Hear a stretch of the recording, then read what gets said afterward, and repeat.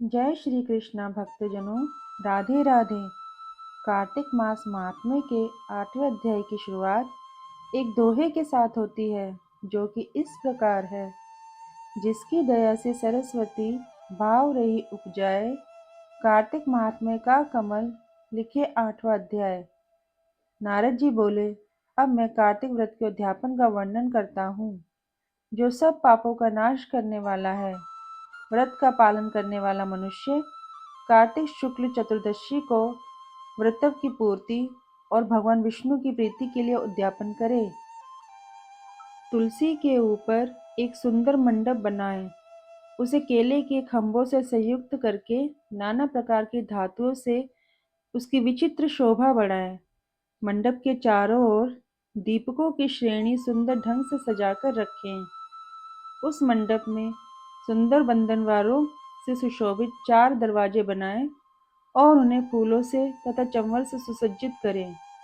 द्वारों पर पृथक पृथक मिट्टी के द्वारपाल बनाकर उनकी पूजा करें। उनके नाम इस प्रकार है: जय, विजय, चंड, प्रचंड, नंद, सुनंद, कुमुद और कुमुदाक्ष। उन्हें चारों दरवाजों पर 2-2 के क्रम में स्थापित कर भक्तिपूर्वक पूजन करें। तुलसी की जड़ के समीप 4 रंगों से सुशोभित सर्वतोभद्र मंडल बनाएं और उसके ऊपर पूर्णपत्र तथा पंचरत्न से संयुक्त कलश की स्थापना करें। कलश के ऊपर शंख, चक्र, गदाधारी भगवान विष्णु का पूजन करें। भक्तिपूर्वक उस तिथि में उपवास करें तथा रात्रि में गीत, वाद्य, कीर्तन आदि मंगलमय आयोजनों के साथ जागरण करें। जो भगवान विष्णु के लिए जागरण करते समय भक्तिपूर्वक भगवत संबंधी पदों का गान करते हैं, वे सैकड़ों जन्मों की पाप राशि से मुक्त हो जाते हैं। जो मनुष्य भगवान के निमित्त जागरण करके रात्रि भर भगवान का कीर्तन करते हैं, उनको असंख्य गोदान का फल मिलता है। जो मनुष्य भगवान की मूर्ति के समक्ष नृत्य गान करते हैं, उनके अनेक जन्मों के एकत्रित पाप भी नष्ट हो जाते हैं।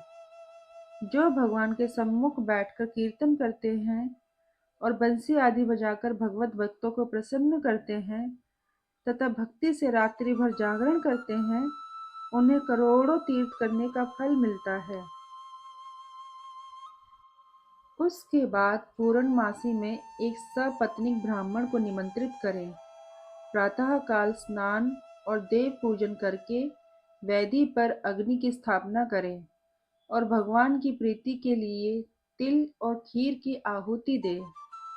होम की शेष विधि पूरी करके भक्ति पूर्वक ब्राह्मणों का पूजन करें और उन्हें यथाशक्ति दक्षिणा दें। फिर उनसे इस प्रकार क्षमा प्रार्थना करें: आप सब लोगों की अनुकंपा से मुझ पर भगवान सदैव प्रसन्न रहें।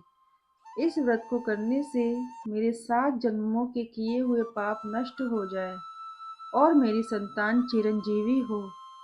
इस पूजा के द्वारा मेरी सभी मनोकामनाएं पूर्ण हो। मेरी मृत्यु के पश्चात मुझे अतिशय दुर्लभ विष्णुलोक की प्राप्ति हो। पूजा की समस्त वस्तुओं के साथ गाय भी गुरु को दान में दें। उसके पश्चात घरवालों और मित्रों के साथ स्वयं भोजन करें। भगवान द्वादशी तिथि को शयन से उठे, त्रयोदशी को देवताओं से मिले और चतुर्दशी को सबने उनका दर्शन एवं पूजन किया।